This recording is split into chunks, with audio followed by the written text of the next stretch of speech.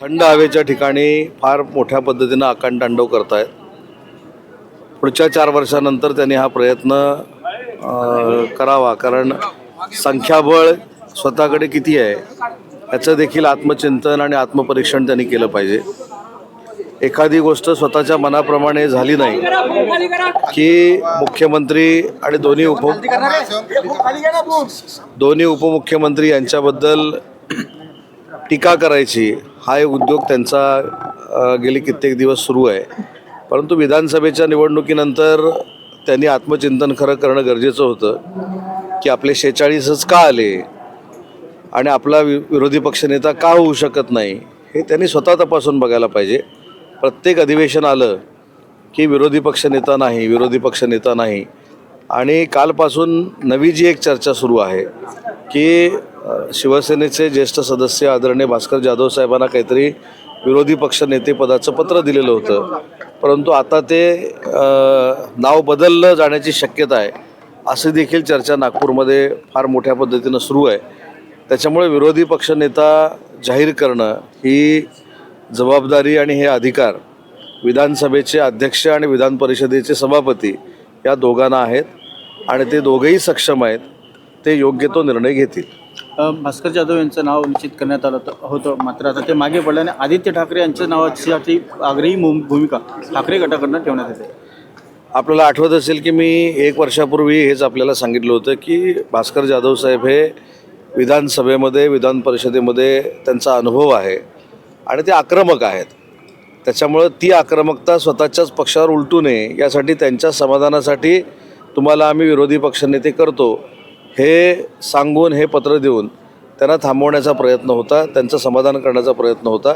पण जाधव साहेबांच्या देखील आता लक्षात येईल की नक्की कोणाचे मनसुबे काय आहेत. संख्याबळ गरजेचं नसताना सुद्धा सत्ताधाऱ्यांकडून संख्याबळ कमवा आणि नंतर विरोधी पक्षनेते असं म्हटलं जाते, पण आधीचं दाखले देऊन सुद्धा संख्याबळ गरजेचं नसताना सुद्धा सत्ताधारी संख्याबळाचं का दाखलं देतात सवाल भास्कर जाधव करतात. मी याचंच उत्तर दिलं की याचे सगळे अधिकार जे आहेत ते विधानसभेचे अध्यक्ष आणि विधानसभेच्या सभापतींना आहेत. हे विधान परिषदेचा विरोधी पक्षनेता जर करायचा असेल तर सभापती निर्णय घेतात आणि विधानसभेचा विरोधी पक्षनेता जर करायचा असेल तर अध्यक्ष निर्णय घेतात. तर दोघेही सक्षम आहेत, दोघेही शिकलेले आहेत, दोघांनाही अनेक वर्षाचा विधिमंडळाचा अनुभव आहे. त्याच्यामुळं मला खात्री आहे की ते योग्य तो निर्णय घेतील. मुंबई महानगरपालिका निवडणूक महायुती एकत्रित लढणार आहे, मात्र त्यासाठी जी काय जागा वाटप होणार आहे त्यासाठी एक समन्वय समिती जी आहे ती असणार आहे. अशा प्रकारे समन्वय समिती असणार आहे. विशेषतः शिवसेना आणि भाजप यांच्यामध्येच तुल्यबळ जागा वाटप जे आहे ते महायुतीनं महानगरपालिका लढली जाणार आहे हे सुतोवाच अनेक वेळा माननीय एकनाथ शिंदे साहेबांनी केलेलं आहे आणि शिंदे साहेबांचं मत आणि शिंदे साहेबांची भूमिका ही कायमस्वरूपी महायुतीनंच पुढे जाण्याची राहिलेली आहे. ऑलरेडी समन्वय समिती आमची आहे. शिवसेनेच्या तर्फे मी आणि शंभूराज देसाई त्या समन्वय समितीमध्ये आहोत. राष्ट्रवादी काँग्रेस पार्टीकडनं सुनीलजी तटकरे आणि हसन मुश्रीफ आहेत आणि BJPकडनं रवींद्र चव्हाण साहेब आणि चंद्रशेखर बावनकुळे आहेत. त्याच्यामुळं कदाचित ती समन्वय समितीची बैठक नागपूरमध्ये देखील होईल आणि आमच्या समन्वय समितीच्या सगळ्या सदस्यांचा आग्रह देखील आहे की त्या समन्वय समितीची बैठक नागपूरमध्येच या तिन्ही नेत्यांसमवेत देखील होण्याची शक्यता आहे आणि तशी बैठक झाली तर तुम्हाला अनेक ब्रेकिंग मिळतील. शिवसेनेकडे 125 माजी नगरसेवक आहेत, जागा वाटप कसं होणार? कारण नाही, काही गोष्टी ह्या जागा वाटपाच्या किंवा रणनीतीच्या ह्या सिक्रेट असतात. योग्य वेळी त्याच्याबद्दलची भूमिका माननीय स्वतः एकनाथ शिंदेसाहेब मांडतील. त्याच्यामुळे शिंदेसाहेबांची भूमिका ही आमच्या सगळ्यांची भूमिका आहे आणि हे सगळे अधिकार माननीय शिंदेसाहेबांना आम्ही दिलेले असल्यामुळं जो निर्णय शिंदेसाहेब घेतील तो आम्हाला मान्य आहे. भास्कर जाधवांनी एक आरोप केलेला आहे की उपमुख्यमंत्री पद जे दिलेलं आहे त्याला कुठलाही घटनात्मक अधिकार नाही आहे. या उलट विरोधी पक्षनेत्या पदाला घटनात्मक अधिकार आहेत. त्यामुळे फक्त तुमच्या समाजासाठी हे पद देण्यात आलेले आहे. विरोधी पक्षनेते पदाकडे अधिकार असल्यामुळे त्याची अडवणूक केली जाते.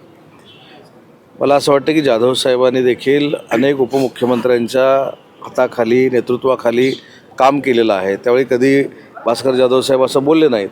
अनेक उपमुख्यमंत्री होते, त्यांच्या नेतृत्वाखाली भास्कर जाधव साहेबांनी काम केलेलं आहे.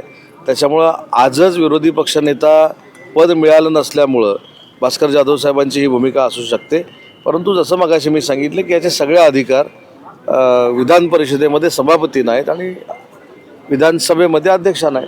जयंती निलेशनने म्हटले सर आता वाद जो सुरू होतो मारवाडी विरुद्ध मराठी असा वाद सुरू झालेला आहे कबुतराच्या याचा.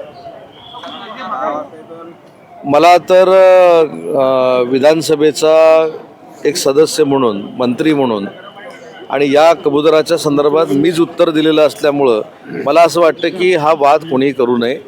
कबुतरांच्या बाबतीतली भूमिका देखील स्पष्ट करत असताना कबुतरांची उद्यानं देखील असली पाहिजेत, त्यांची पर्यायी व्यवस्था झाली पाहिजे, हे उत्तर त्यावेळी देखील दिलेलं होतं. आणि ज्या ठिकाणी कबुतराचा त्रास होत असेल तिथं देखील योग्य ती कार्यवाही झाली पाहिजे, ही शासनाची भूमिका असली पाहिजे. हे सभागृहात उत्तर दिलेलं असताना याच्यावरनं वाद करणं आणि कम्युनिटीमध्ये भिंत निर्माण करणं हे योग्य आहे असं वाटत. पुण्यातल्या जे जमीन गैरव्यवहार प्रकरणामध्ये पार्थ अजित पवारांचं नाव आहे म्हणून कारवाईला दिरंगाई होते. 1 महिना लोटला तरी सुद्धा अजून ठोस कुठलीही कारवाई झालेली नाही. शीतल तेजवारीला अटक झाली आहे परंतु दिग्विजय पाटील किंवा पार्थ पवार यांच्यावर अजून थेट कुठलीही कारवाई झाली नाही. या बाबतीमध्ये पूर्ण चौकशी झाल्यानंतर काही आपण निकषावर नेऊ शकतो. त्याच्यामध्ये जी काही चौकशी अंती ज्या काही गोष्टी कळल्या आहेत त्याच्यामुळे काही लोकांना अटक झाली असेल, परंतु काही गोष्टी जर चौकशीमध्ये कळलेल्या नसतील किंवा चौकशी अजून करायची असेल तर त्याच्यामध्ये चौकशी झाल्यानंतर जे निर्णय होऊ शकतात किंवा चौकशी झाल्यानंतर योग्य ते निर्णय होतील. परंतु आरोप हाच होतोय की या प्रकरणामध्ये पार्थ अजित पवार हे नाव असल्यामुळे कुठेतरी दिरंगाई होते. खरगे समितीला जी मुदतवाढ दिली आहे ती सुद्धा याच कारणामुळे दिली. नाही, असं विरोधक म्हणतात त्यांना म्हणू दे ना. विरोधकांनी जर ह्याच्यामध्ये समर्थन केलं तर विरोधक देखील मुख्यमंत्र्यांच्या आणि अजितदादांच्या आणि शिंदेसाहेबांच्या संपर्कात आहेत असा त्याचा अर्थ होतो. त्याच्यामुळे विरोधकांची भूमिका बजावत आहेत. विरोधकांनी आम्हाला सर्टिफिकेट द्यावं, आम्हाला चांगलं म्हणावं, ही लोकशाहीतला जरी एक भाग असला ते करणार नाहीत, कारण ते शेवटी विरोधक आहेत आणि विरोधकांनी आमचं कौतुक कशाला करायला पाहिजे.